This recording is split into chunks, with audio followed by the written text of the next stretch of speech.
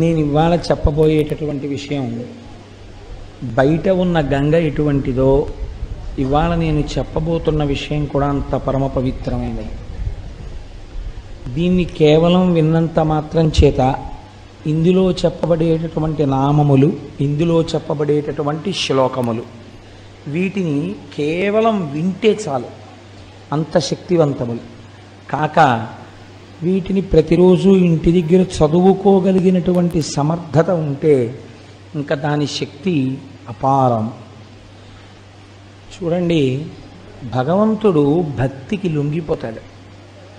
కేవలము ఆయన యందు భక్తితో ఈశ్వరుడు ఉన్నాడు, ఆయన మనకి రక్షకుడు అన్న నమ్మకంతో ఉన్నటువంటి వ్యక్తి సర్వకాలముల యందు ఈశ్వరుడి చేత రక్షింపబడతాడు. ఇక్కడ మీరు ఒక విషయాన్ని గమనించవలసి ఉంటుంది. సాధారణంగా ఏం చెప్తామంటే భక్తి కలిగిన వాడు ఈశ్వరుడి చేత రక్షింపబడతాడు అంటే ఇప్పుడు ప్రయోజనం ఎవరిది? నేను భక్తిగా ఉన్నాను అనుకోండి, నా భక్తి వలన నేను ఈశ్వరుని చేత రక్షింపబడతాను. ఇప్పుడు ఎవరికి ప్రయోజనం కలుగుతోంది భక్తిగా ఉండడం వల్ల? అదేమిటంటే అంత ఆలోచన ఎందుకండి దానికి? ఎవరికి కలుగుతుంది? ఎవరు భక్తిగా ఉంటే తప్పది. ఎవరు భక్తిగా ఉంటే అలా కలిగితే నేను ఈ ప్రశ్న మిమ్మల్ని అయినం అంత తేలిక ప్రశ్న ఎందుకు వేస్తానండి? ఎవరు భక్తిగా ఉంటే వాళ్ళకి రక్షణ కలగడం కాదు, దాన్ని శాస్త్రం అంటుంది అనుషంగిక ప్రయోజనము అంటుంది. అంటే గొడుగు పట్టుకుని వెళ్తున్నవాడు ఎండగా ఉందని విడుతుండగా వాన కురిసినా రక్షింపబడినట్టు, ఆవు గుళ్ళోకి వెడితే ఆవుని పట్టుకుందామని వెళ్ళినవాడు ఆవు గుడి చుట్టూ పరిగెడితే ఆవు కోసమని గుడి చుట్టూ పరిగిన వాడికి ప్రదక్షిణ పుణ్యం పడ్డట్టు. అది అనుషంగిక ప్రయోజనం. ప్రధాన ప్రయోజనం ఏమిటి భక్తి వల్ల? ఈశ్వరుడు ఉన్నాడు అని నమ్మకం కలగడం కదండి. పరమభక్తులైనటువంటి వారు ఈశ్వరుడి వల్ల రక్షణ పొందుతారు. ఇప్పుడు మీకు ఎలా ఈశ్వరుడు ఉన్నాడన్న భక్తి కలుగుతుంది? ఈశ్వరుడు ఉన్నాడు అన్నటువంటి విషయం తేటతెల్లం కావాలంటే భక్తుల యొక్క భక్తియే సాధనము. అందుకే భగవంతుడు అన్నాడు, ఒక చిత్రమైన మాట అన్నాడు, నేను వాని కొరకు రక్షింపవలయవాడు అన్నాడు ఆయన. నేను ఉన్నానని గుర్తేమిటో తెలుసా? ఎవరు భక్తిగా ఉన్నాడో వాణ్ణి నేను రక్షించాలి. వాడే రక్షణ పొందకపోతే కొన్ని వేల మందిలో ఆ నమ్మకం పోతుంది. ఏమంటే ఆయనకే రక్షణ లేదు కదా, ఇంకా మనకేం రక్షణ అని. అయితే మీరు ఒక్క విషయం జాగ్రత్తగా తీసుకోవాలి. పూర్వకాలంలో భృగువు అనబడేటటువంటి మహర్షి, కవి అని నామాంతరం ఆయనకి. ఆ భృగువుకి ఒక కుమారుడు, ఆయనకి భార్గవుడు అని పేరు. ఇలా కూడా పూర్వకాలంలో ఉండేది, వాళ్ళందరూ భార్గవులే. ఇంకా ఆయన ఆ కుమారుడి పేరు భార్గవుడు. ఆయన తల్లి పేరు ఉషన. చాలా చిత్రంగా ఉంటాయండి. ఆవిడ పేరు ఉషన. భార్య పేరు ఊర్జస్వతి. పౌరాణికంగా ఉండేటటువంటి పేర్లని మీరు తీసుకుని వాటి వెనకాతల ఉండే రహస్యం ఏమిటో, ఆ పేరు ఎందుకు పెట్టారో, ఆవిడ అలా ఎందుకు ప్రవర్తించిందో మీరు విచారణ చేస్తే అబ్బాయి ఎంత మంచి పేరులో అనిపిస్తుంది మీకు. ఈ ఊర్జస్వతి ప్రియవ్రతుని యొక్క కుమార్తె. ఈ ప్రియవ్రతుడెవరు? ఉత్తానపాదుని యొక్క సోదరుడు. మీకు ఇప్పుడు ఉత్తానపాదుడు అనేటప్పటికీ ఎవరు గుర్తు రావాలి? ధ్రువుడు జ్ఞాపకం రావాలి. అంటే ఏదో జరగబోతోంది. అంటే వంశంలో ముందు ఎక్కడికి వెడుతోంది? ఇతపూర్వం ఆకాశంలో ఒక గ్రహాలన్నీ తిరగడానికి ఆలవాలమైనటువంటి స్తంభముగా ఎవరు నిలబడ్డారో అటువంటి వాడు పుట్టిన వంశంలోని పిల్ల ఇక్కడికి వచ్చింది. ఇప్పుడు ఆవిడ కడుపున పుట్టాడు. ఇది సంస్కార బలాలంటే. ఒక్కొక్క మహాపురుషుడి యొక్క కుమార్తె, ఒక్కొక్క వంశంలోంచి వచ్చిన పిల్ల సుక్షేత్రమవుతుంది. ఆమె ఒక మహాపురుషుడికి జననమివ్వడానికి కావలసినటువంటి తేజస్సుతో కూడిన క్షేత్రం అయి ఉంటుంది. కనుక కోడల్ని ఇంటికి తెచ్చుకోవడంలో మర్యాద ఎందుకు చూసుకోవాలి, జాగ్రత్త ఎక్కడ చూడాలంటే ఇక్కడే చూడవలసి ఉంటుంది. ఇన్ని ఆలోచిస్తే అలాంటి కోడల గురించి వెతుకుతూ కూర్చుంటే పిల్లాడికి వయసు అయిపోదు కదా అని కూడా అనుమానంగా ఉంటుంటుంది నాకు ఒక్కొక్కసారి. సరే, ఇప్పుడు నాకు అంత తొందరగా అవసరం ఏం లేదనుకోండి, కాబట్టి నేను నిదానంగా ఆలోచించుకోవచ్చు, హడావిడేం లేదు. కాబట్టి ఇప్పుడు ఆమె ఊర్జస్వతి. ఊర్జస్వతి భృగువు యొక్క భార్య. ఈ ఊర్జస్వతి భృగువుల యొక్క కుమారుడు భార్గవుడు. ఈయనకి మళ్ళీ 4 కుమారులు కలిగారు ఆ భార్గవునకు. వాళ్ళ పేర్లు చండు మొదట ఆయన పేరు, అమర్కుడు రెండో ఆయన పేరు, త్వాష్ట్రుడు ఒక ఆయన పేరు. ఈ మొదటి ఇద్దరి పేర్లు విన్నప్పుడు మీకు ఏం గుర్తొస్తుంది? చండు, అమర్కుడు. వీళ్ళిద్దరే రాక్షస జాతికి అంతటికీ గురువులు. ప్రహ్లాదోపాఖ్యానంలో ప్రహ్లాదుడికి పాఠాలు నేర్పిన రాక్షస గురువులు చండు, అమర్కుడు. కాబట్టి ఇప్పుడు ఈ పైన భార్గవుడు ఎవరు మీరు పట్టేసేయగలగాలి. చండామర్కుల ఇద్దరు కూడా ఎవరి కొడుకులు? శుక్రాచార్యులు వారి కొడుకులు. ఈయనకి మరి శుక్రుడు అన్న పేరు ఎలా వచ్చింది? భార్గవుడు కదా, అంటే బిరుదునామం అయి ఉండాలి. అసలు పేరుని బిరుదునామం కప్పేసింది. అంత కీర్తి ఎక్కడి నుంచి వచ్చింది మీరు విచారణ చేయవలసి ఉంటుంది. ఇప్పుడు చండు, అమర్కుడు, త్వాష్ట్రుడు, ధరాత్రుడు 4 కుమారులు పుట్టారు. ఈయనకి ఒక కోరిక పుట్టింది భార్గవుడికి. ఇది సృష్టిలో చాలా చిత్రమైనటువంటి కోరిక. మీరు ఇతపూర్వం పురాణం విన్నప్పుడల్లా ఒక విషయాన్ని రోజు వింటున్నారు. ఎవడైనా రాక్షసులు సాధారణంగా ఏం కోరుతారు? అయ్యా నీ చచ్చిపోకూడదంటారు. నీ చచ్చిపోకూడదంటే వాడి ఉద్దేశం ఏమిటంటే ఆత్మకి చావు లేదు కాబట్టి ఇంకేం చచ్చిపోకూడదు, శరీరం చచ్చిపోకూడదు అంటే బ్రహ్మగారు అంటారు అలా కుదరదు, ఇంకో మాట చెప్పండి అంటారు. అంటే వాడు ఏదో పెద్ద లిస్టు చెప్తాడు. చెప్తే బ్రహ్మగారు అంటారు తథాస్తు అంటారు. వెంటనే మహానుభావుడు శ్రీమన్నారాయణుడు దానికి మినహాయింపు వచ్చేటట్టుగా ఒక అవతారం తీసుకుంటాడు. తీసుకుని సంహరించేస్తాడు. ఇది అడిగిన వాడు ఉండడు, వెళ్ళిపోతాడు. ఈ మధ్యలో కొంత అల్లరి చేస్తాడు వాడు మొదటి కన్ను ఏమిటంటే దేవలోకం మీదకి వెళ్ళిపోతూ ఉంటాడు, చేస్తుంటాడు. ఇంతే కథ, ఎక్కడికి వెళ్ళినా అంతే. కాబట్టి ఇంత తపస్సు చేసి చచ్చిపోకూడదని కోరేవాళ్ళు రాక్షసులు. ఋషులు తపస్సు చేసి ఇంకా మేము పుట్టకూడదంటారు. వాళ్ళు దీనికి విరుద్ధం అడుగుతారు, ఇంకా మేము పుట్టకూడదు. ఇంకా మళ్ళీ పుట్టడం అంటే ఏంటి? శరీరం పుచ్చుకోకూడదు. శరీరం పుచ్చుకోకూడదంటే వాళ్ళు ఏమవ్వాలి? మోక్షం పొందాలి, అంటే ఈశ్వరుల్లో కలిసిపోవాలి. వాళ్ళంటారు మాకు మళ్ళీ పుట్టుకొద్దంటారు. వీళ్ళంటారు మేము సావకూడదంటారు.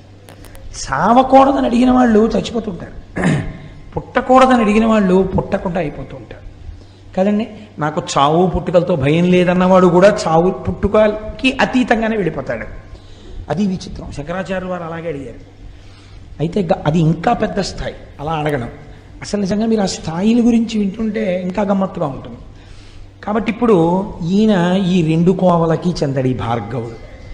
ఈయన అన్నాడు అసలు చావన్నదొకటి లోకంలో ఉంది కదా, శరీరాలు చచ్చిపోతుంటాయి కదా, ఈ చచ్చిపోయిన శరీరాన్ని వెంటనే బతికించేసే శక్తి నాకు వస్తే అనుకున్నాడు. ఇది ఎంత చిత్రమైన కోరికండి.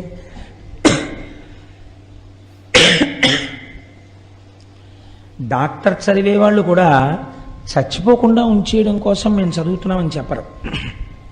దేనికి చదువుకుంటారు అంటే అలా ఉంచితే డాక్టర్లు చచ్చిపోతున్నారు కదండి, అది మరీ దారుణం కదా. అలా డాక్టర్లు మాత్రం చంపకుండా చావకుండా ఉంచగలరు ఏమిటి? చావకుండా చావు వచ్చే లోపల వచ్చే బాధ పెట్టే రోగాల్ని ఈశ్వర స్వరూపంతో తగ్గించేసి బాధ తగ్గిస్తారు. బాధ తగ్గించగలిగిన వాడు ఈశ్వరుడైతే ఆ ఈశ్వర రూపంలో వైద్యుడున్నాడు. కాబట్టి వైద్యో నారాయణో హరి ప్రథమో దైవ్యో భిషక్. ఈయన చిత్రమైన కోరికోటి వచ్చింది ఈయనకి. ఇలా చచ్చిపోయిన వాడిని నేను వెంటనే ఓ మంత్రం వేయగానే వాడు బతకాలి. ఇప్పుడు ఆయన ఏం కోరుకుంటున్నట్టు లోకంలో? ఆయన ప్రతి సృష్టి చేస్తూ ఉంటాడు. ఆయన సృష్టి క్రమంలో బ్రహ్మగారి ఇన్నేళ్ళు బతకాలి అంటే దాని ఉద్దేశం ఏంటి? ఆ తర్వాత చచ్చిపోవాలని. బ్రహ్మగారు రాసిన రాతని తిరగరాస్తాడనమాట ఈయన. ఇప్పుడు నేను ఆ స్థాయికి ఎదగాలి. నాకు మృత సంజీవని అంటే చచ్చిపోయిన శరీరాన్ని మళ్ళీ పుట్టించాలి నేను. ఎలా? మళ్ళీ ఇంకో శరీరంతో పుడితే బ్రహ్మగారి గొప్పతనం. అలా కాదు, ఏ శరీరంతో చచ్చిపోయాడో అక్కడ మళ్ళీ వాడు పుట్టియాలి. మళ్ళీ అదే శరీరంతో, అంతే వయస్సులో, అంతే ముడతలు పడిన శరీరంతో, అంత బలంతో వాడు చచ్చిపోతే మళ్ళీ అంత బలంతో వాడు పుట్టియాలి. అలా నేను చెయ్యగలనా? ఇప్పుడు ఈ కోరిక పుడితే ఆయన ఆలోచించాడు, నాకు ఈ కోరిక ఎవరు తీరుస్తారు? ఈ కోరిక తీర్చడానికి సృష్టికర్తగా ఉన్నవాడు, స్థితికర్తగా ఉన్నవాడు, ప్రళయకర్తగా ఉన్నవాడు వాడు బ్రహ్మము. వాడు కదా సృష్టి చేస్తున్నాడు, నిలబెడుతున్నాడు, లయం చేసేస్తున్నాడు, మళ్ళీ సృష్టి చేస్తున్నాడు. వాడు మళ్ళీ ఇంకో రూపంలో సృష్టిస్తున్నాడు ఇదే జీవుణ్ణి. కానీ ఇప్పుడు నేను ఆ బ్రహ్మము యొక్క అనుగ్రహంతో ఇంకొక మెట్టు ముందుకెళ్ళాలి. ఎలా పడిపోయిన వాడిని అలాగే మళ్ళీ పుట్టించగలగాలి, బతికించగలగాలి. ఆ శక్తి ఎక్కడి నుంచి వస్తుంది? ఇవి చేసేవాడెవడో వాడి దగ్గర నుంచే రావాలి. వాడు తొందరగా ఎక్కడ తపస్సు చేస్తే ప్రీతి పొందుతాడు? కాశీ పట్టణంలో తపస్సు చేస్తే ప్రీతి పొందుతాడు, అక్కడే ఉంటాడు. కాబట్టి నేను అక్కడికి వెడతానన్నాడు. వెళ్ళి ఇప్పుడు ఈయన కాశీపట్టణం వెళ్ళి తపస్సు మొదలెట్టాడు. ఇప్పుడు ఈయన ఎందుకు తపస్సు మొదలుపెట్టాడో శంకరుడికి తెలుసా తెలియదా? తెలుసు ఖచ్చితంగా. ఎటువంటి తపస్సు చెయ్యడం మొదలుపెట్టాడు? రాక్షసపరమైనటువంటి తపస్సు ఆయన చేయలేదండి. కాశీలో ఒక శివలింగాన్ని ప్రతిష్ఠ చేశాడు ఆయన. ప్రతిష్ఠ చేసి దానికి ప్రతిరోజు 1000 మార్లు అభిషేకం చేసేవాడు. ఒకరోజు సూర్యాస్తమయం నుంచి మరునాడు సూర్యాస్తమయం వరకు, సూర్యోదయం వరకు, సూర్యోదయం నుంచి సూర్యోదయం వరకు. ఎందుకని? ఈశ్వరుడికి షట్కాల పూజ ఉంది శివార్చనలో. కాబట్టి ఆయన సూర్యోదయం నుంచి మళ్ళీ సూర్యోదయం లోపల ఒక 1000 మార్లు అభిషేకం చేసేవాడు. అందులో తప్పకుండా ఆయన 3 వాడేవాడు. ఇదే అభిషేకానికి ఉన్న గొప్పతనం. మొదటిది పంచామృతములను వాడాడు. ఆ పంచామృతముల యొక్క శక్తే వేరండి అసలు. ఎప్పుడైనా మీకు వీలైనప్పుడు పంచామృతములు అభిషేకము అని ఒక ఉపన్యాసం చెప్తాను.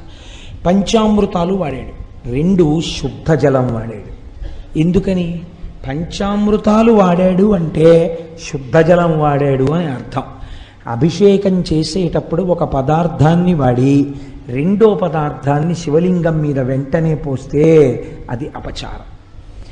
ఒక పదార్థాన్ని పోస్తే మళ్ళీ శుద్ధ జలం పోయాలి, పోసి రెండో పదార్థం పోయాలి. పాలు పోసేసి, పెరుగు పోసేసి, తేనె పోసేసి అలా అభిషేకం చేయకూడదు. పాలు పోస్తే నీళ్లు పోయాలి. అందుకే శుద్ధ జలంతో ఒక పాత్ర పక్కన పెట్టుకోవాలి, ఒక పెద్ద బిందె, దాని దగ్గర ఒక చెంబు పెట్టుకుని పాలు పోసి నీళ్లు పోయాలి. అందుకే కదా నిన్న పొద్దున్న అభిషేకం చేసేటప్పుడు ప్రతి పదార్థానికి మళ్ళీ శుద్ధ జలంతో చేశాను. కాబట్టి అలా మార్చి చేస్తారు. కాబట్టి ఇప్పుడు పంచామృతములతో అభిషేకం అంటే మధ్యలో తప్పకుండా ఏది వాడబడింది? శుద్ధ జలం వాడబడింది. దానితో పాటు ఈశ్వరుడు చాలా తొందరగా ప్రీతిపాత్రుడై 10 మందిని బతికించేటట్టుగా, అంటే కడుపున పుట్టినటువంటి వాళ్ళు ఇబ్బంది లేకుండా సంతోషంగా ఆయురారోగ్యాలతో ఉండాలంటే గంధోదకంతో అభిషేకం చేయాలి. అందుకని గంధోదకాన్ని వాడాడు. ఎందుకు వాడాలి? 10 మంది చచ్చిపోయిన వాళ్ళని మళ్ళీ బతికించాలనుకుంటున్నాడు.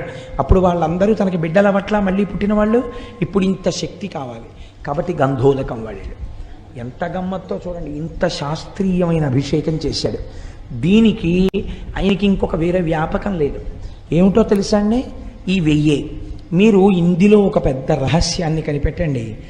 ఇలా చేసేటప్పుడు భార్గవుడు పరమశివుణ్ణి అభిషేకానంతరం అర్చన చెయ్యాలి. మళ్ళీ లఘువుగానైనా సరే పొడిగా తుడిచేసి వస్త్రం కట్టి అభిషేకం చెయ్యాలి, అర్చన చెయ్యాలి. ఈ అర్చన చేసేటప్పుడు ఆయన కొన్ని పువ్వులు వాడాడు.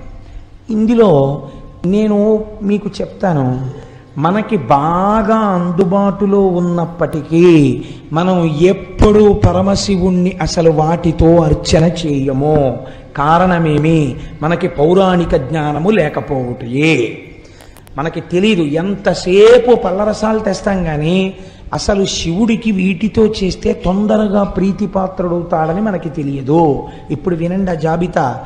సంపంగి పూలు చేస్తామనుకోండి, పోని ఉమ్మెత్త పూలు తక్కువ, గన్నేరు పూలు వాడుతుంటారు, తామర వాడతాం, కొండగోగు తక్కువ, జాజి వాడతాం, కడిమి పువ్వు దొరకడం కూడా చాలా కష్టం. కడిమి పువ్వు సాధారణంగా వాడడం. అలాగే పొగడ పువ్వు వాడుతూ ఉంటారు, కలువ పువ్వు వాడుతూ ఉంటారు, మల్లె పువ్వు వాడతారు, కమలములు వాడతారు, సురపొన్న పూలు అక్కడక్కడ వాడతారు, దర్భాగ్రములు ఇవాళ మేము అభిషేకం చేస్తున్నామండి, అభిషేకం తర్వాత అర్చన చేయడానికి దర్భాగ్రములు సిద్ధం చేసుకున్నాము అన్న వాళ్ళ ఎంతమంది ఉన్నారో నాకు చూపించండి.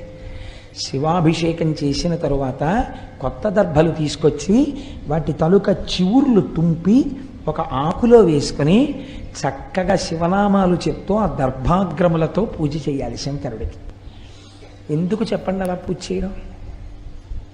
దాని వెనకాతల ఒక పెద్ద రహస్యం ఉంది. ఒక మంత్రం చెప్తుంటారు. ఆ మంత్రం చెప్పినప్పుడు గడ్డిపరకని అలా ముట్టుకుంటే, గడ్డిపరక అంటే దర్భ, ఆ దర్భని ఇలా ముట్టుకుంటే సర్వ పాపములు నశించిపోతాయి. అందుకే సీతమ్మ తల్లి రావణాసురుడితో మాట్లాడేటప్పుడు గడ్డిపరకని పెట్టడానికి కారణం అదే.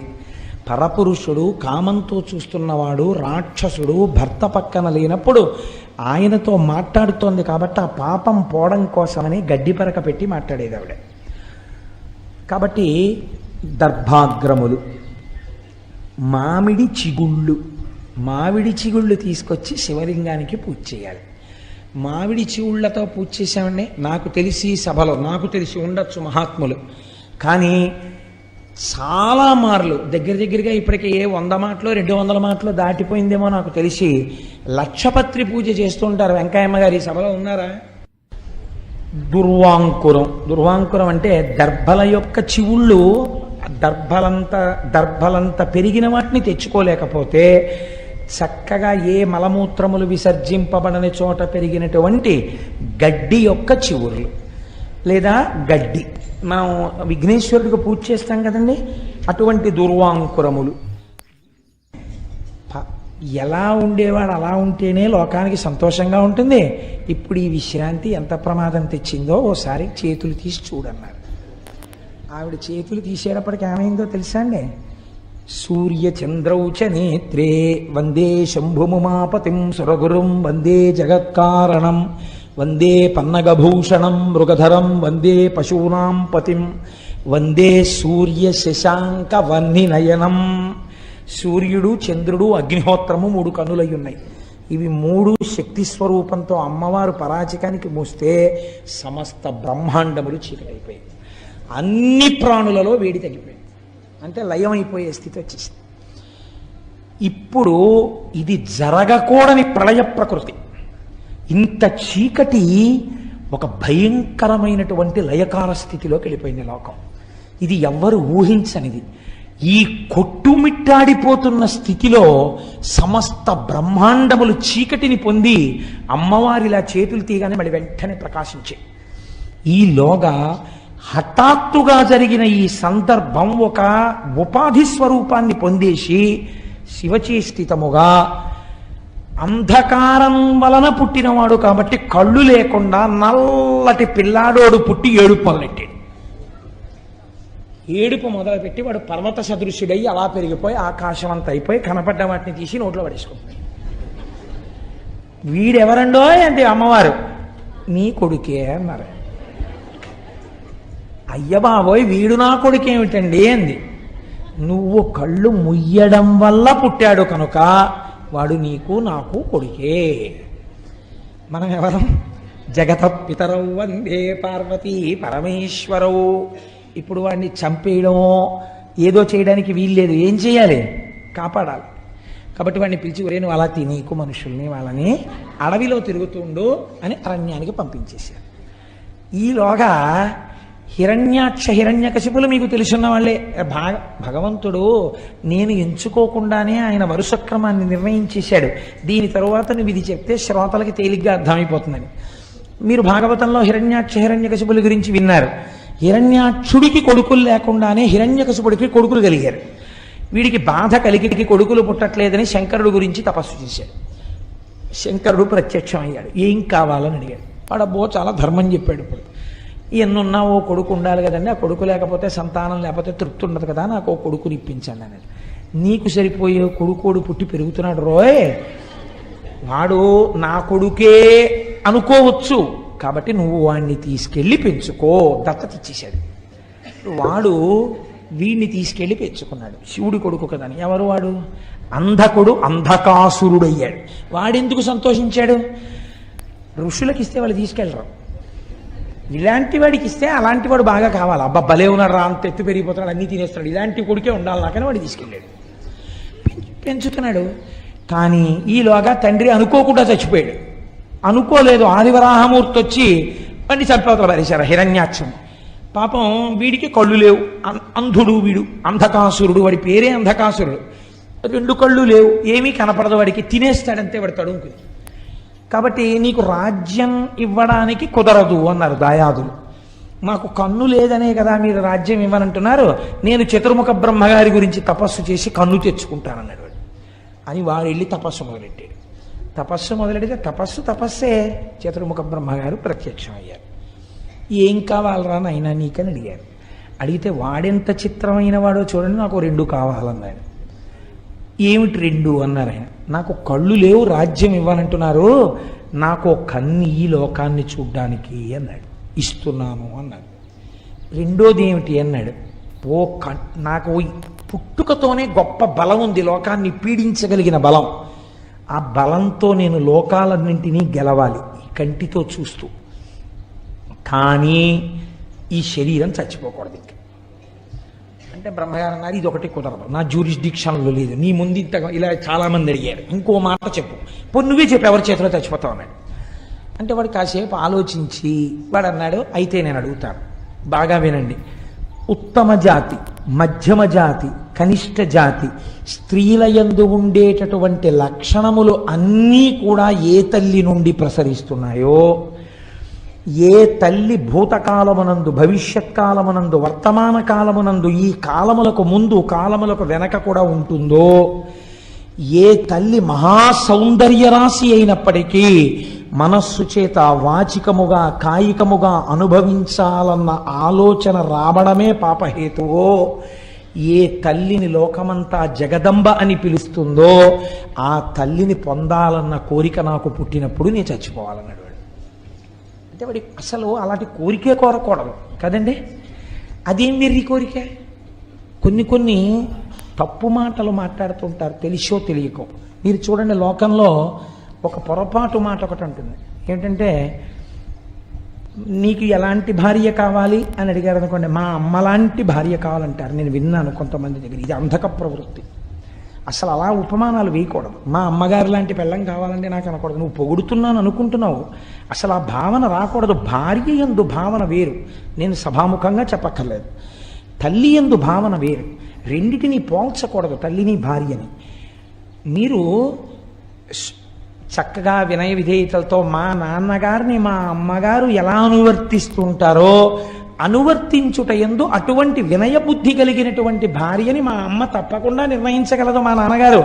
అందుచేత మా అమ్మ నాన్నగారులు నిర్ణయించిన పిల్ల నాకు భార్య అవ్వాలనాలి. ఇది మా అమ్మ లాంటి భార్య రావాలనకూడదు. ఉపమానమునందు దోషం ఉంటుంది. ఇప్పుడు వాడు తెలిసో తెలియకో ఈ మాట అన్నాడు. ఇప్పుడు వాడికి ఎవరు తల్లి? అమ్మవారే తల్లి వాడికి. శంకరుడు చెప్పేశాడు కదా. ఇప్పుడు అంటే వాడు ఏం కోరుకున్నాడు? తన తల్లి యందు తనకు మోహం పుట్టాలని కోరుకున్నాడు. తథాస్తు అన్నారు బ్రహ్మగారు. ఇప్పుడు ఏమవుతుంది? అదే జరుగుతుంది. ఒకనొకనాడు వీడి భటులు వెళ్ళారు. మందరగిరి పర్వత గుహలో కూర్చుని శంకరుడు తపస్సు చేసుకుంటున్నాడు. పార్వతీదేవి ఉపచారాలు చేస్తుంది. ఆవిడ్ని చూశారు, ఆయన్ని చూశారు. ఈ తపస్సు చేసుకునేవాడికి ఇంత అందమైన భార్య ఎందుకు, మనకు అంధకాసురుడికి అయితే బాగుంటుందని వాడికి చెప్పారు. వాడు కబురు చేశాడు, నీ భార్యను నాకు ఇచ్చి నువ్వు తపస్సు చేసుకోవడానికి వెళ్ళిపో, లేకపోతే చంపేస్తానన్నాడు. శివుడు అన్నాడు, నేను నిన్ను చంపేస్తాను తప్ప నీ చేతిలో నేను చచ్చిపోలేను. ఇలా కనపడుతున్నానని అలా అనుకుంటున్నావేమో, నేను యుద్ధానికి వస్తే చాలా తేడాగా ఉంటుంది. కాబట్టి అబ్బాయి నువ్వు ఇటువంటి మాటలు మాట్లాడరాదు. వాడికి ఇది అర్థం కాలేదు. అర్థం కాకపోతే శంకరుడప్పుడు తపస్సులో ఉన్నాడు. ఆయనకి తెలుసు వీడి యందు ఈ లక్షణము బాగా గట్టిపడాలి. గట్టి పడితే వీడు చచ్చిపోతాడు. కాబట్టి ఇప్పుడు ఆయన అన్నారు, ఏమిటి అల్లరంతాను నీ కోసం వాళ్ళు వస్తూ ఉండడం ఏమిటి, వాళ్ళేమో నిన్ను భారీగా పొందాలనుకోవడం ఏమిటి, నన్ను అడుగుతూ ఉండడం ఏమిటి, నేను ఇక్కడ కూర్చోవాలంటే తపస్సు పాడైపోతుంది, నేను ఇంకో చోటుకి వెళ్ళిపోయి 1000 ఏళ్ళు తపస్సు చేసుకుంటాను, నీ పాటలేవో నువ్వు పడనని వెళ్ళిపోయాడు. అంటే భార్యను వదిలేశాడని మీరు అనుకుంటున్నారా? కాదు. ఆయనకి తెలుసు వాడి పాపం పండడానికి తను మధ్యలో ఉండకుండా చూపు వాడు చూసి వాడు చచ్చిపోవాలి. కాబట్టి ఇప్పుడు ఆ అంధకాసురుడు అమ్మవారి కోసం అని చెప్పి యుద్ధం మొదలెట్టాడు. దేవతలందరూ అమ్మవారి పక్షం, రాక్షసులందరూ వాళ్ళ పక్షం. ఇది మీరు చాలా జాగ్రత్తగా వినండి సుమా. యుద్ధం జరిగింది. 1000 ఏళ్ళు అయిపోయింది యుద్ధంలో. అయిపోతే శంకరుడు తిరిగి వచ్చాడు. ఏమి ఇంకా అవలేదా, ఈ గొడవ తేలలేదా, ఇంకా వాడేం అయిపోలేదా అన్నాడు. ఇంకా అవలేదు, అవుతోంది గొడవ, యుద్ధం జరుగుతోంది మా మధ్య అన్నాడు. ఇంతలో ఒక చిత్రం జరిగింది. విఘసుడు అని ఒక రాక్షసుడు బయలుదేరాడు. వాడు నందీశ్వరుడి దగ్గర నుంచి చతుర్ముఖ బ్రహ్మగారి వరకు దేవతలందరినీ మింగేశాడు. వాడు నోట్లో పడేసుకుని. ఇప్పుడు వాళ్ళందరూ వాడి కడుపులోకి వెళ్ళిపోయారు. ఏడి నందీశ్వరుడు అని అడిగాడు ఆయన. మింగేశాడు విఘసుడు అన్నాడు. ఇలాంటి రాక్షసులు కూడా ఉన్నారన్నమాటని శంకరుడు తన త్రిశూలంతో వాడి పొట్ట మీద పొడిచి నొక్కితే దేవతలందరూ మళ్ళీ నోట్లోంచి బయటపడ్డారు. బయటపడి మళ్ళీ వాళ్ళు శంకరుడి పక్షానికి వచ్చి యుద్ధం మొదలెట్టారు. ఇలా యుద్ధం మొదలు పెడితే వచ్చిన ఇబ్బంది ఏం లేదండి, కానీ ఒక్కటే ఇబ్బంది వచ్చింది. శంకరుడు దేవతా సైన్యము పొడుస్తూ ఉండడం, చంపుతూ ఉండడం. అబ్బే, ఆయన ఇచ్చిన వరంతో ఈ పని చేస్తే బాగుంటుందా బాగుండదా అని ఆలోచించి, నేను రాక్షసులకు గురువును కదా, చేయకపోతే బాగుండదని ఈ శుక్రాచార్యులు వారు వచ్చి మృత సంజీవని మంత్రం వేస్తూ ఉండడం. ఇందువల్ల యుద్ధం అవ్వట్లేదు.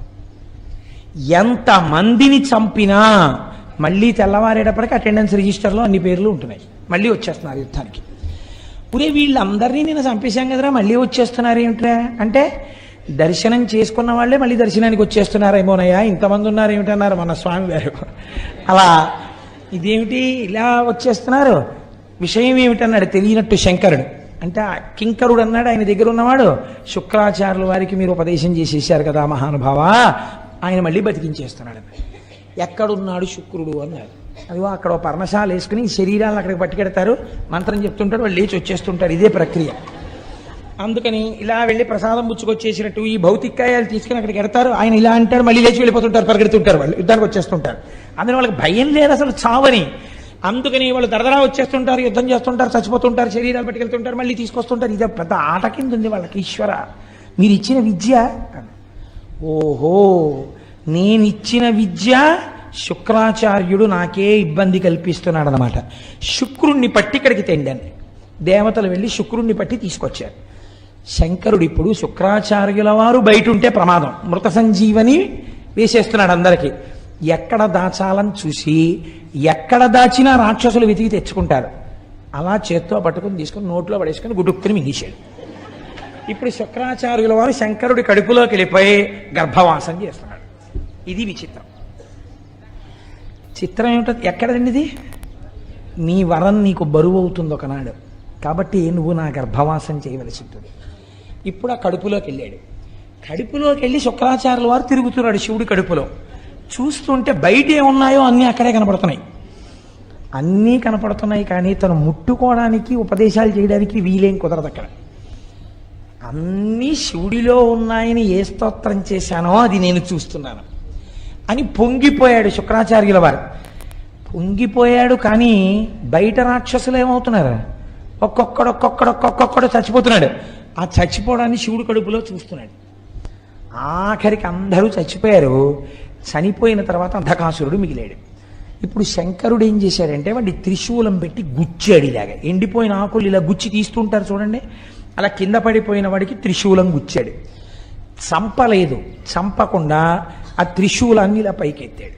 ఇప్పుడు వాడు ఆ త్రిశూలం మీద పడుకున్నాడు.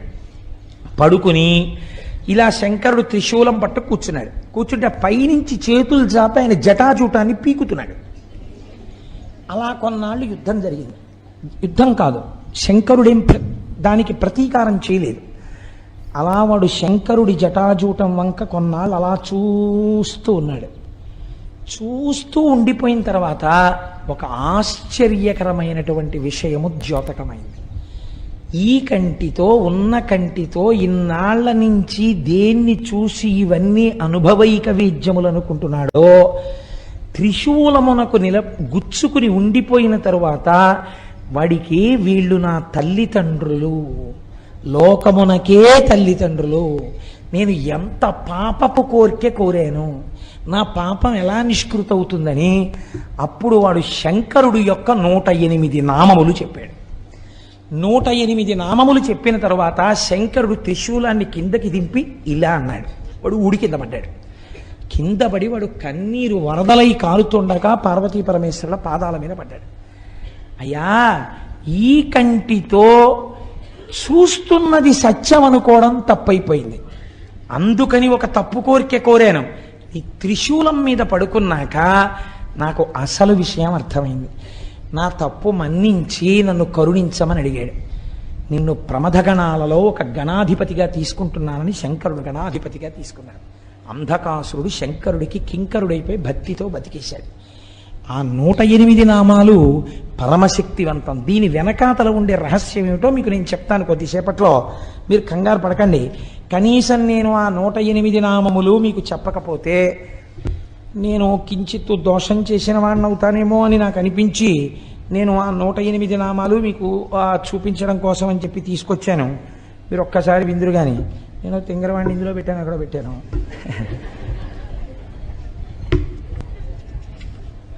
మీరు భక్తి శ్రద్ధలతో 108 నామాలు వినండి చాలు, నమస్కరిస్తూ. అలా చెప్తే ఏమైందో నేను తర్వాత చెప్తాను. అందుకే కొన్ని కోట్ల కోట్ల కోట్ల జన్మల తర్వాత తప్ప ఇవి వినరు అంది శాస్త్రం. ఇవి చదవరు. ఈ నామాలండి ఇంట్లో కూర్చొని చదువుకుంటే చాలు, అంత శక్తివంతాలు. ఎందుకని? త్రిశూలం మీద పడుకుని చెప్పాడు ఆయన ఈ 108 నామాలు. అవి మహాదేవుడు, విరూపాక్షుడు, చంద్రశేఖరుడు, అమృతుడు, శాశ్వతుడు, స్థాణువు, నీలకంఠుడు, పినాకి, వృషభాక్షుడు. అంటే వృషభము మీద కూర్చుని ఉండేవాడు కాబట్టి వృషభాక్షుడు, మహాజ్ఞేయుడు, పురుషుడు, సర్వకామదుడు, కామారి, కామదహనుడు, కామరూపుడు, కపర్ది, విరూపుడు, గిరిశుడు, భీముడు, సృక్కి, రక్తవస్త్రుడు, యోగి, కామదహనుడు, త్రిపురఘ్నుడు, కపాలి, గూఢవ్రతుడు, గుప్తమంత్రుడు, గంభీరుడు, భావగోచరుడు, అణిమాది గుణాధారుడు, త్రైలోక్యైశ్వర్యదాయకుడు, వీరుడు, వీరహనుడు, ఘోరుడు, విరూపుడు, మాంసలుడు, పటువు, మహామాంసాదుడు, ఉన్మత్తుడు, భైరవుడు, మహేశ్వరుడు, త్రైలోక్యద్రావణుడు, బుద్ధుడు, లుబ్ధకుడు, యజ్ఞసూదనుడు, ఉన్మత్తుడు, కృత్తివాసుడు, గజకృత్తి పరిధానుడు, క్షుబ్ధుడు, భుజంగభూషణుడు, దత్తాలంబుడు, వీరుడు, కాశినీ పూజితుడు, అఘోరుడు, ఘోరదైత్యఘ్నుడు, ఘోరఘోషుడు, వనస్పతి రూపుడు, భస్మాంగుడు, జటిలుడు, శుద్ధుడు, భేరుండక తసేవితురు, భూతేశ్వరుడు, భూతనాథుడు, పంచభూతాశ్రితుడు, ఖగుడు, క్రోధితుడు, విష్ణులుడు, చండుడు, చండీశుడు, చండికాప్రియుడు, చండుడు, తుంగుడు, గరుత్మంతుడు, అసవభోజనుడు, లేలిహానుడు, మహారౌద్రుడు, మృత్యువు, మృత్యు అగోచరుడు, మృత్యువు, మహాసేనుడు, శ్మశానవాసి, అరణ్యవాసి, రాగస్వరూపుడు, విరాగస్వరూపుడు, రాగాంధుడు, వీతరాగ శతార్చితుడు, సత్వగుణుడు, రజోగుణుడు, తమోగుణుడు, అధర్ముడు, వాసవానుజుడు, సత్యుడు, అసత్యుడు, సద్రూపుడు, అసద్రూపుడు, అహేతుకుడు, అర్ధనారీశ్వరుడు, భానువు, భానుకోటి శతప్రభుడు, యజ్ఞస్వరూపుడు, యజ్ఞపతి, రుద్రుడు, ఈశానుడు, వరదుడు, నిత్యుడు, శివుడు. ఇవి 108 నామములు. త్రిశూలం మీద పడుకుని ఆయన చెప్పినటువంటి పరమపావనమైన నామములు. ఇందులో ఉండేటటువంటి రహస్యాన్ని మీరు అర్థం చేసుకోండి. మనందరం కూడా పార్వతీ పరమేశ్వరుల యొక్క బిడ్డలమే. కానీ మనకి ఉన్నటువంటి బ్రహ్మదత్తమైన నేత్రము, సృష్టి అందియబడిన నేత్రము దేనికి ఉపయోగపడుతోంది? నన్ను మీరు క్షమిస్తే కామక్రోధములను అనుభవించడానికి. నామరూపాత్మకంగా లోకంలో మీకు బాగా ఇష్టమనిపించినది కామం తెచ్చి ఇంట్లో పెట్టడానికి, దాన్ని అనుభవించడానికి.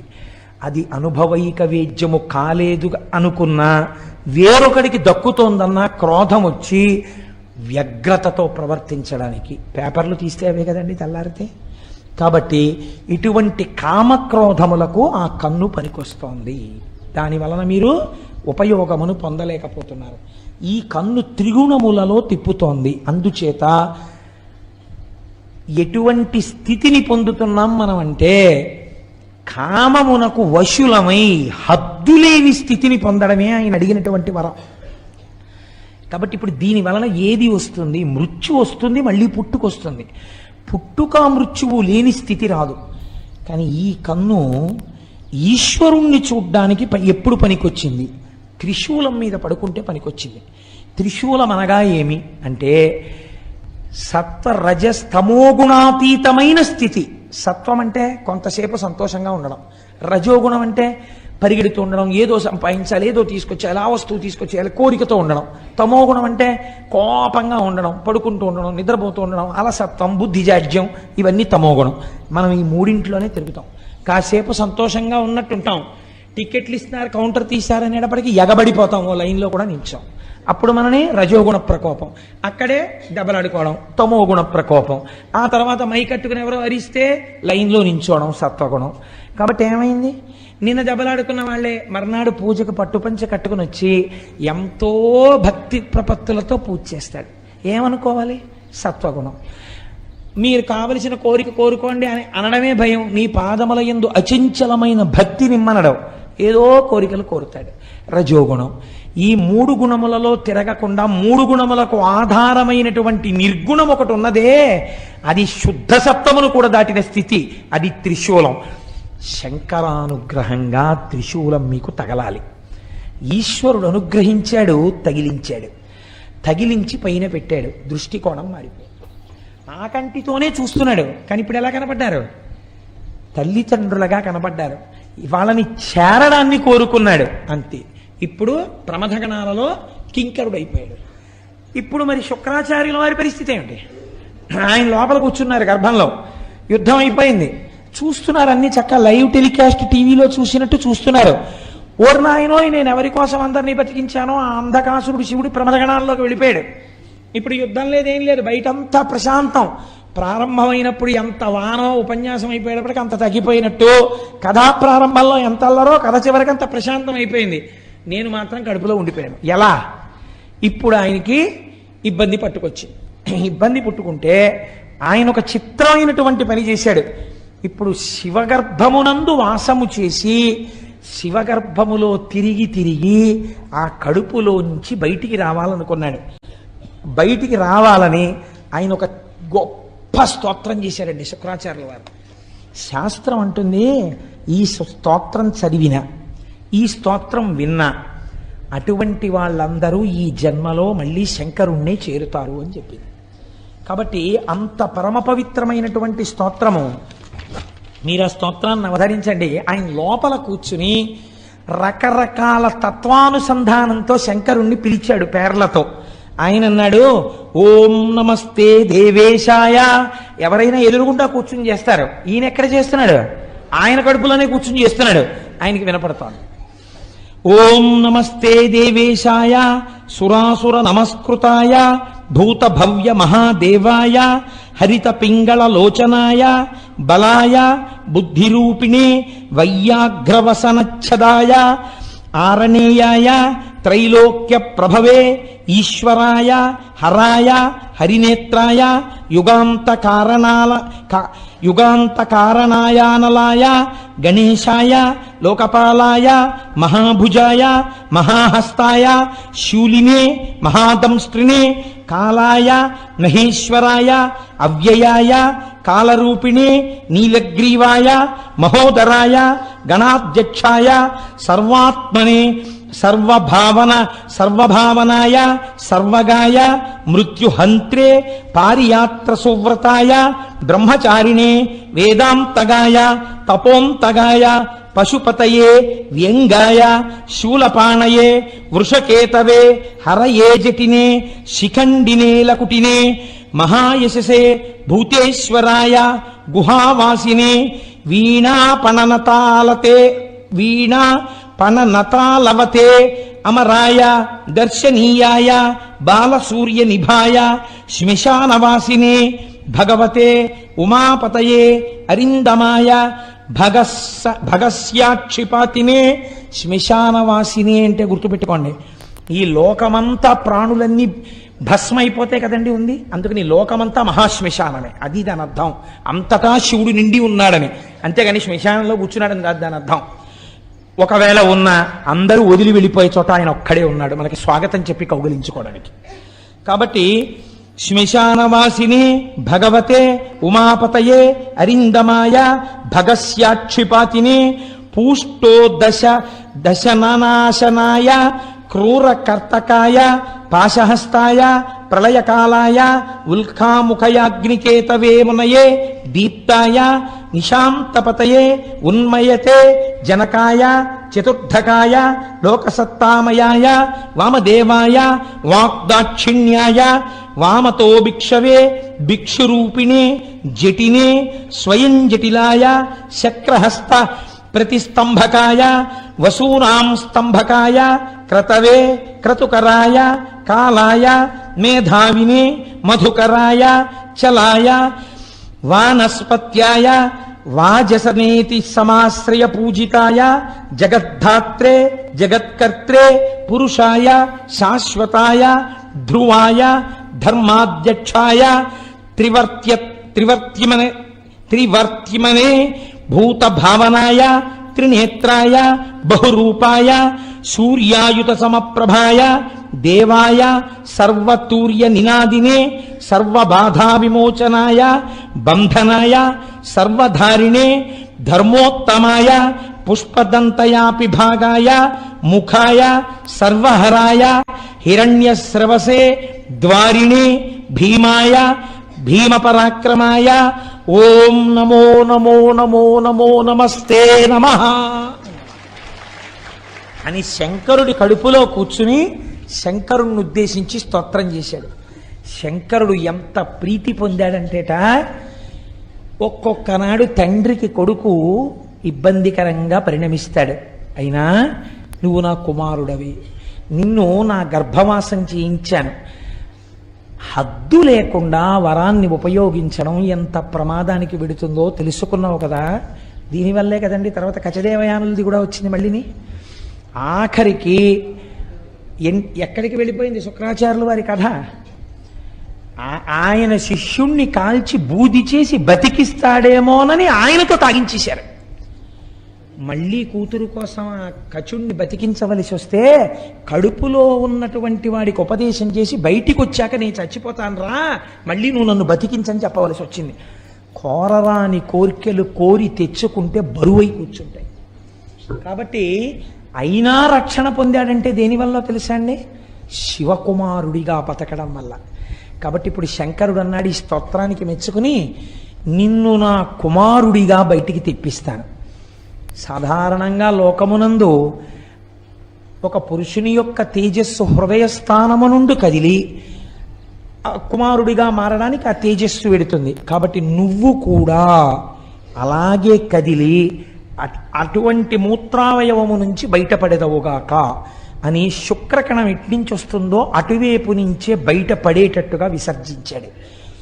ఉత్పత్తి యందు శుక్రకణం వెళ్ళేటటువంటి ఆ నాళంలోంచి బయటికి వచ్చి శివుడి యొక్క కుమారుడు కలిగితే ఏ నాళములోంచి బయటికి రేతస్సు వెళ్ళాలో అలా బయటపడినవాడు. కాబట్టి ఈశ్వర శుక్రనాళములోంచి బయటికి వచ్చిన మహాపురుషుడు కనుక, అటువంటి వాడు సృష్టిలో ఇంకొకడు లేడు కనుక భార్గవుడన్న పేరు పక్కకెళ్ళిపోయింది, శుక్రాచార్యుడన్న పేరు ప్రకాశించింది. అప్పుడు మహానుభావుడు అంత స్థితిని శుక్రాచార్యుల వారు పొందారు. పొంది ఈ లోకమునంతటినీ ప్రకాశింపచేసి అంధకాసుర వృత్తాంతం ద్వారా మనందరికీ కూడా మన దృష్టికోణమునందు రావలసినటువంటి మార్పు, మనం కోరరాని కోరికలు కూడా కోరినా ఈశ్వరుడు భక్తికి లొంగుతాడు. కానీ అవి కొన్నిసార్లు ఇబ్బందుల వైపుకి తీసుకెడతాయి. కాబట్టి అన్నిటికన్నా గొప్ప కోరిక ఒక్కటే, ఈశ్వర నీ పాదముల యందు నిశ్చలమైన భక్తిని నాకు కృప చెయ్యి. హాయిగానండి చిన్నతనంలో తండ్రి గారి వేలు పట్టుకుని అమ్మ చెయ్యి పట్టుకుని యాత్రలకి వెళ్ళినటువంటి రోజుల అందం మీరు పెద్దవారు అయిపోయిన తర్వాత ఇంకుందనుకుంటున్నారా? లేదు. మీ కాటేజీకి మీరు పరిగెత్తాలి, మీరు రైలు దిగాలి, మీ పెట్లు మీరు చూసుకోవాలి, ఎవరి మీదో విసుక్కోవాలి.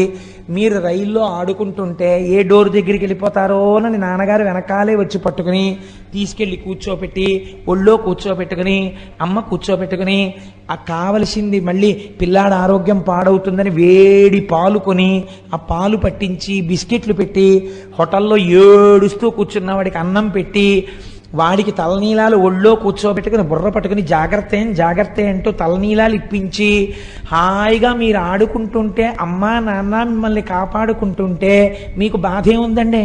వెనక అన్నిటికీ వాళ్ళు ఉన్నారు. మీకు ఇంత జ్వరం వస్తే మొక్కడానికి వాళ్ళు ఉన్నారు, పూజలు చేయడానికి వాళ్ళు ఉన్నారు. వాళ్ళుండగా మీకు భద్రత, రక్షించే వాళ్ళు వెనకాలంటే మీకు భద్రత. మీ అంతటా మిమ్మల్ని మీరు రక్షించుకోవడానికి మీరు కోరికలు కోరుకుని ఆ కోరికలు మిమ్మల్ని రక్షిస్తాయి అనుకోవడం భద్రత. కాబట్టి అడగవలసింది ఒక్కటే, ఈశ్వర నీ పాదముల యందు నిశ్చలమైన భక్తిని కృపచేయి. నా మనస్సు కదిలిపోయి వేరొక దానికోసం వెంపర్లాడకుండా నా మనస్సు ఎప్పుడు నీకోసం వెంపర్లాడేటట్టు నన్ను అనుగ్రహించు. ఇప్పుడు బాధ్యత ఎవరి మీద పడుతుంది? భగవంతుడి మీద పడుతుంది. మీ మనస్సు కదిలిపోకుండా తన పాదాలు అందించాలి. కాబట్టి మిమ్మల్ని ఆయన రక్షించుకుంటాడు. అందుకే శంకరులు అంటారు, ఎప్పుడు అడగవలసినా మనం ఒక్కటే అడగాలి, ఈశ్వర మీ పాదముల యందు చెక్కు చెదరని నిశ్చల భక్తిని కృప చెయ్యి. మీకు ఆ భక్తి కలిగి మీరు ఆ భక్తితో ఉన్నప్పుడు మీరు ఎందుకు పాడైపోతారండి? ఈశ్వరుడే మిమ్మల్ని రక్షించుకుంటాడు. తల్లిదండ్రులు పిల్లలు పాడైపోతే ఒప్పుకుంటారా? ఎలా కాపాడుకుంటారు? అలా మిమ్మల్ని భగవంతుడే కాపాడుకుంటాడు. ఇంత గొప్ప విషయాన్ని మనకి ఆవిష్కరించి అంతటి అంధకాసురుడు చిట్ట చివరికి ఏ స్థితిని పొందాడో, శుక్రాచార్యుల వారు ఎంత గొప్ప స్థితిని పొందారో, ఎంత భక్తితో నిలబడ్డారో మీరు చూడండి. ఆయన కోరుకున్న వరం ఒక్కటే ఆయన ఇబ్బంది పెట్టిందేమో లోకంలో, కానీ ప్రపంచంలో పరమేశ్వరుడు తనంత తాను ఇచ్చినటువంటి వరాలు మిగిలినవి. ఏది? శుక్రస్థానం ఇచ్చాడు, దీదీప్యమానం చేసింది. నీవు ఉదయించే వేళలో ధర్మకార్యం జరిగితే ప్రకాశిస్తుందన్నాడు, పనికొచ్చింది. వివాహం జరిగితే ఉపయోగపడుతుందన్నాడు, పనికొచ్చింది. నువ్వు నా గర్భవాసం చేయవలసి ఉంటుందన్నాడు, పనికొచ్చింది. నిన్ను దాటి ఎవరూ వెళ్ళరన్నాడు, పనికొచ్చింది. నువ్వు లోకపూజితుడు అవుతావన్నారు, పనికొచ్చింది. నువ్వు తపస్సు చేసిన చోట శుక్రేశ్వరుడై నేను వెలుస్తానన్నాడు, పనికొచ్చింది. ఇందులో స్నానం చేసి నక్తం చేస్తే పుత్రులు పుడతారన్నారు, పనికొచ్చింది. నీ యందు భక్తితో ఉంటే పిల్లలు పుడతారన్నారు, పనికొచ్చింది. ఇబ్బంది పెట్టింది ఏదైనా ఉంటే తనంత తాను కోరుకున్నది ఒక్కటే పెట్టింది. కాబట్టి మీకు నాకు ఏమర్థం అవ్వాలి? మనంత మనం ఏమీ కోరక్కర్లేదు. ఎప్పుడైనా మీరు కోరిక కోరుకోండి అంటే ఏ కోరిక కోరాలని దాని అర్థం? నీ పాదముల యందు చెక్కు చెదరని నిశ్చల భక్తిని కృప చేయదుగాక. మహానుభావుడు జగద్గురువులు కనుక, దయార్ద్ర హృదయుడు కనుక, శంకరులుగా వచ్చారు కనుక శంకరులు ఇదే చెప్తారు. నరత్వం దేవత్వన్నగవన మృగత్వం మశకత పశుత్వం కీటత్వం భవతు విహగత్వాది జననం సదా త్వత్పాదాబ్జస్మరణ పరమానందలహరి విహారాసక్తం చిద్ధ్రూ దయమిహ కింతేన వపుషా. నాకు ఏ శరీరం వస్తుందన్న దాని గురించి నాకు బెంగలేదు. నాకు కావలసింది ఏమిటో తెలుసా శంకరా? ఏ శరీరంలో ఉన్నా నీ పాదముల యందు భక్తి. ఆయన ఒక ఏకంగా శరీరాల స్థాయిలో మాట్లాడారు. దూర్జట అన్నాడు, లోకుల్నంగని మెచ్చని ఎలుగని లోలోన నిందించని చీకాకున్బడని మహాత్ముడనని జేలొగ్గని మూకీభావమునం తిట్టని త్రోయని నీ కారుణ్యము కలిగి ఉండినను అంతే చాలునో శంకరా అన్నాడు. ఇవి మనం నేర్చుకోవలసినవి. ఆయన అనుగ్రహం ఉందా? పవి పుష్పంబగు అగ్ని మంచగు నాకోపారం భూమి స్థలంబగు శత్రుండతిమిత్రుడవు విషము దివ్యాహారమౌ నిన్నగా అవనీ మండలి లోపలం శివ శివేచ్ఛాభాషనోల్లాసకిన్ శివా నీ నామము సర్వవశ్యకరమౌ శ్రీకాళహస్తీశ్వర. మీరు తెలిసో తెలియకో ఆ నామాన్ని రాసేటప్పుడు కాయిక కైంకర్యం అవుతుంది. చెయ్యి పట్టుకుంటుంది, కాళ్ళు రాయడానికి వీలుగా కూర్చుంటాయి, శరీరం వంగుతుంది, కళ్ళు చూస్తాయి, పెన్నుని వేళ్ళు పట్టుకున్నాయి, శ్రీ శివ అని లోపల ఉచ్చరిస్తున్నారు. పైకి అంటే ఫలితం తక్కువ, లోపలంటే ఫలితం ఎక్కువ. కాబట్టి ఇప్పుడు పైకి అనకుండా శ్రీ శివ శ్రీ శివ అనుకుంటూ రాస్తున్నారు. లోపలంటున్నారు మానసిక వాచిక కాయిక కైంకర్యములు 3 జరిగిపోయాయి. ఇప్పుడు ఒక్క శ్రీ శివ పుస్తకంలో ఎంత శక్తి ఉంది! అలాంటివి ఒక 5 కోట్ల శ్రీ శివ పుస్తకం తయారై ఒక స్తూపంలో పెట్టామనుకోండి, ఇప్పుడు ఆ స్తూపం ఏమవుతుందో తెలుసా అండి? అపారమైన శక్తి కేంద్రం అయిపోతుంది. ఇప్పుడు ఇది ఎవరికి పనికి వస్తుంది? ఎవరు రాశారో తెలియదు, పుస్తకాలన్నీ లోపల ఉన్నాయి.